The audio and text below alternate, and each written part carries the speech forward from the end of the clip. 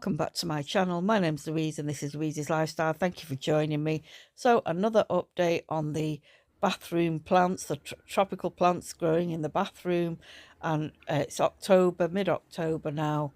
So it's been a couple of months since I did a video of them together as a group. I've done them individually in more recent weeks, but I'll start off with the Malaysian honey mango, and you just see how much condensation build up when someone's had a bath or a shower. It gets quite steamy, so the window has to be opened to stop like mold, etc., building up. And yeah, they seem to be loving it. The mango has been putting out a little bit of growth each month, so these are these little sections in between show how much it's grown each month. So it's about an inch it's putting on. Slow, but I think for mangoes, in this country, you're not going to get rapid growth, especially if they're in pots. And yeah, so this started off with, I think, 2 or 3 leaves when I brought it into the bathroom. And so it's now got at least 4 sets of leaves. And I've got a little plastic catch pot down there because to collect the water. So when I water this, I put in at least a couple of jugfuls of water, and half of that floods through straight out of the pot and the rest remains in. This is the Egyptian guava, a white variety, a small guava, and this took a while to take off. It started off with those tiny little leaves there at the bottom, like that for 8 months.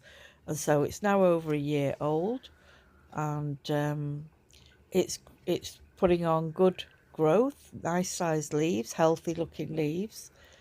I've not pinched out the growing tip, so I don't really want it to branch because there isn't much room on this window ledge. I'm just going to have to see what happens, how tall it will get in here.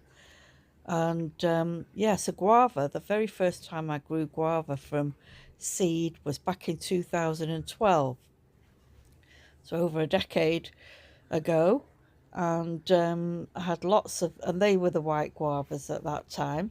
And that's a seed of the jackfruit. It's done its job. It's provided food for the jackfruit to grow, and it grows and grows. It's reaching the top of my window almost, and I'm not sure what's going to happen when it touches the ceiling. So I don't want to cut it. I don't want to stop it from growing. It needs the height. They grow pretty tall in the native environments.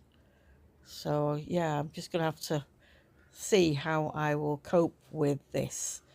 Maybe put it on a stand so I can lower it from the windowsill, and it still gets the benefit of the humidity and the light. As I say, the light's not that great in the bathroom, but they don't seem to mind that. This is a west-facing bathroom. And yeah, so last but not least is the custard apple family, and Atamoya. And the very first custard apple I grew was back in 1979. And yeah, so that's where the love of growing things from seed came from. When I was in Bangladesh, I lived there for a year, and I grew my first custard apple. I'd never had a custard apple before in my life at that point. And so had this fruit given to me, and I saved the seeds and dug them in to an area, put some cow manure in there, and it grew. I had, a tree that grew in Bangladesh. So that was my very first time trying to grow a tropical fruit. And then after that, I think the next thing I grew was mango. That was back in the early 80s, around 1984. I grew mango from seed. So yeah, over the years, I've experimented, I've not given up.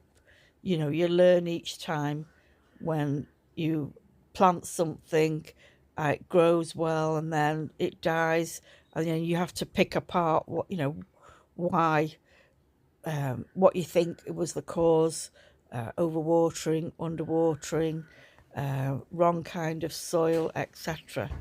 So hopefully I'm getting there in my old age, finding out what kind of environment these plants prefer, especially if you're growing them indoors here in the UK. So yeah, I am pleased with the results, and sad that I didn't find out sooner that this is the type of environment they prefer. Anyway, thanks very much for watching, everyone. Take care. Bye bye.